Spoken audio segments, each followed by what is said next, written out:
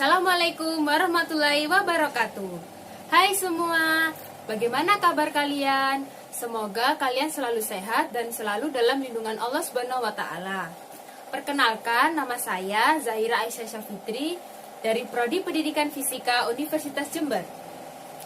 Nah, sekarang saya akan menjelaskan mengenai materi medan magnet. Materi medan magnet yaitu materi yang berada di kelas 12.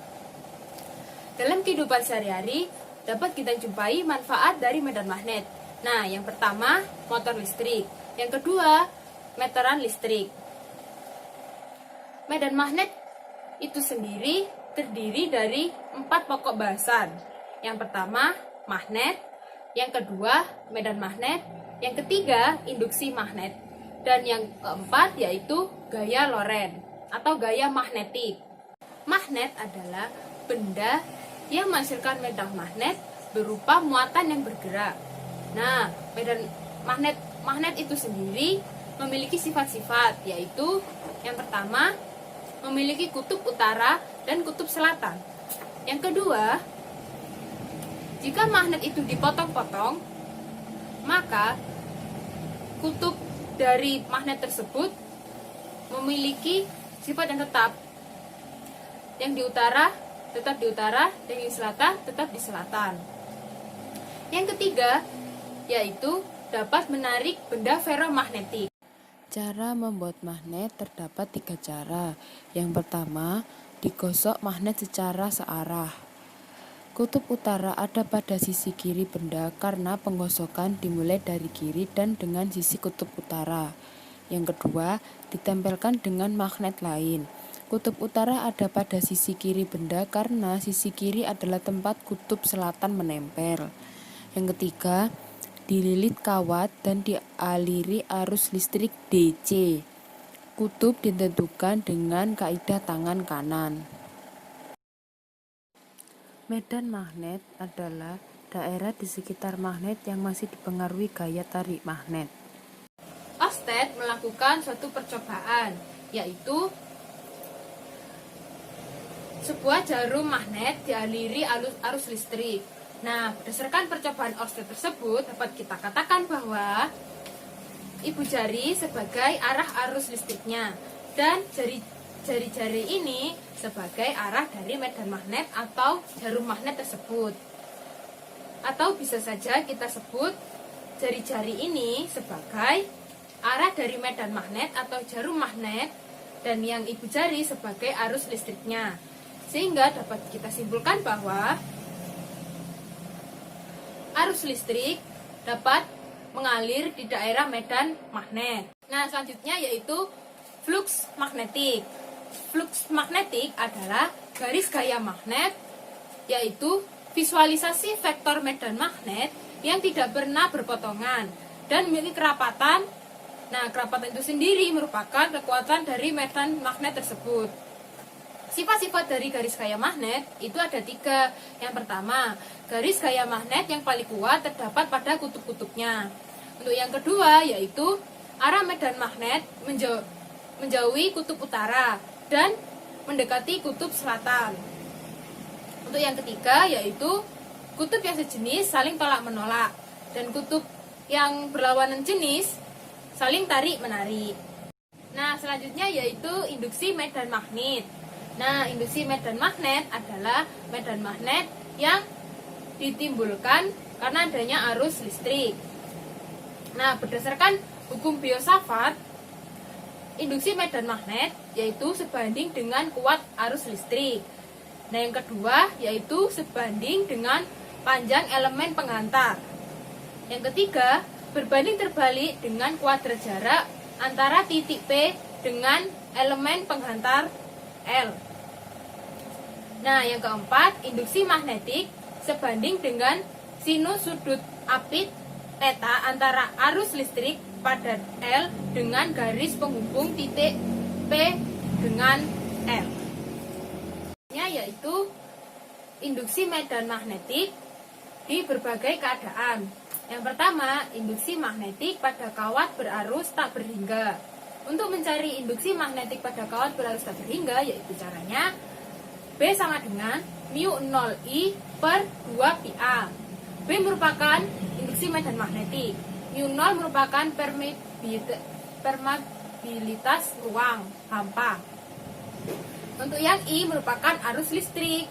Nah, untuk yang A merupakan jarak atau panjang dari kawat tersebut.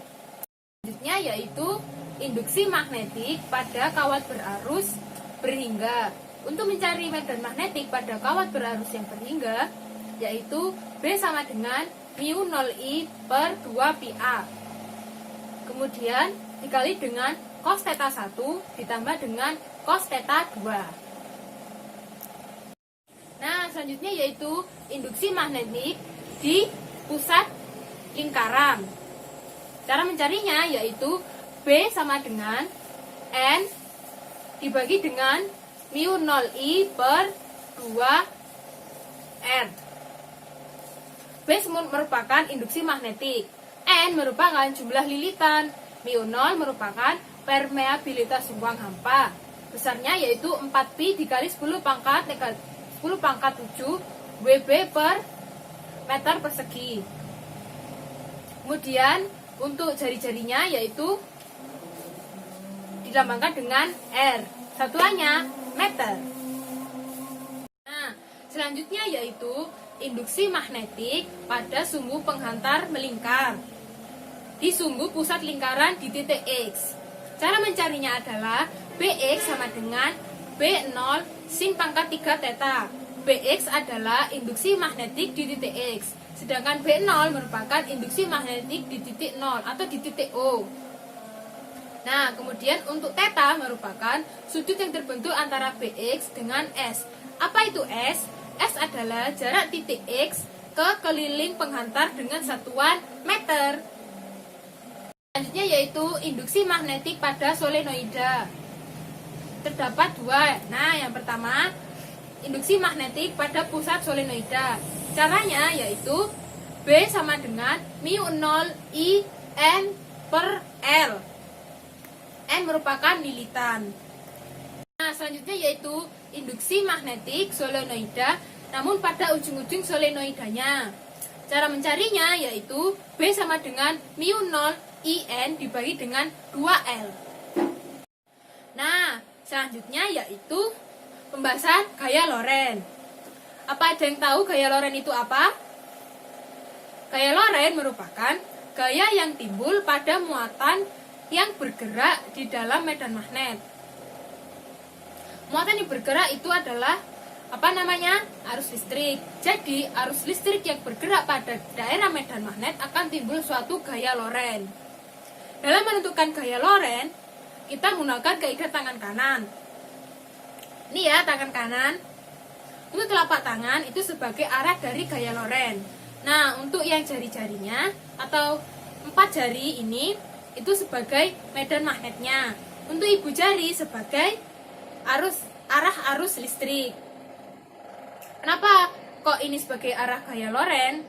Coba kita analogikan jika kita memukul suatu benda. Jika kita memukul suatu benda supaya timbul suatu bunyi atau suara, maka kita membutuhkan suatu gaya yang cukup besar. Sehingga untuk telapak tangan yaitu sebagai arah dari gaya Lorentz-nya.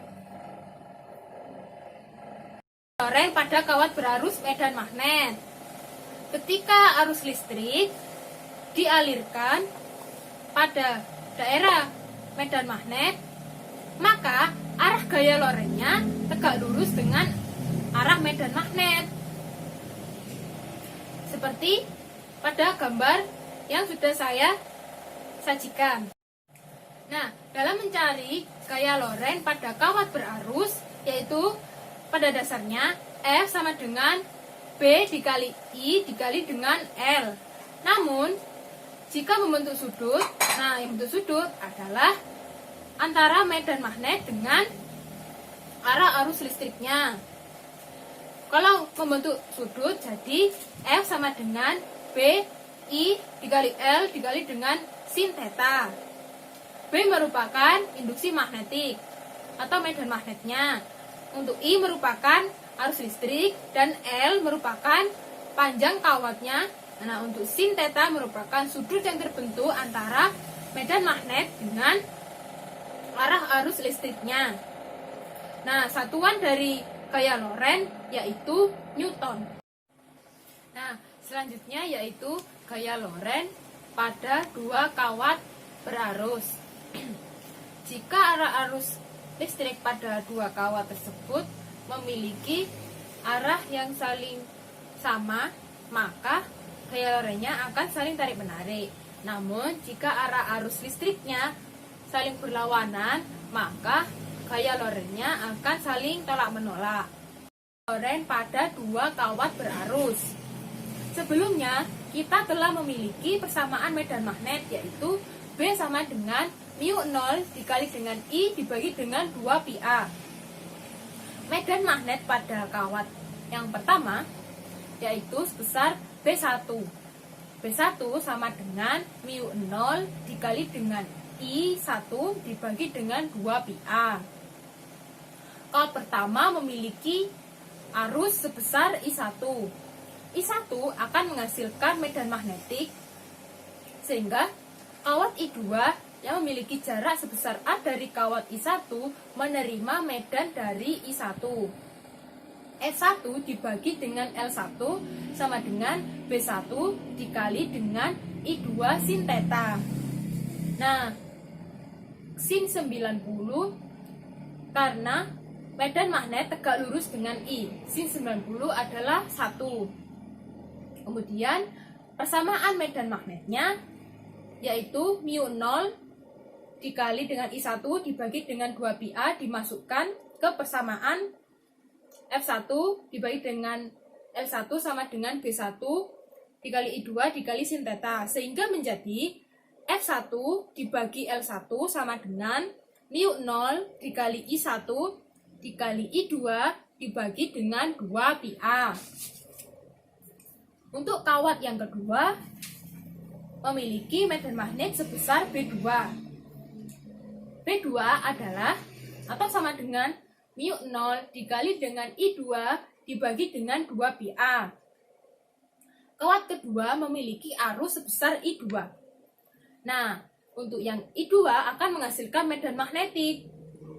I1 yang memiliki jarak sebesar A dari kawat I2 menerima medan magnet dari I2.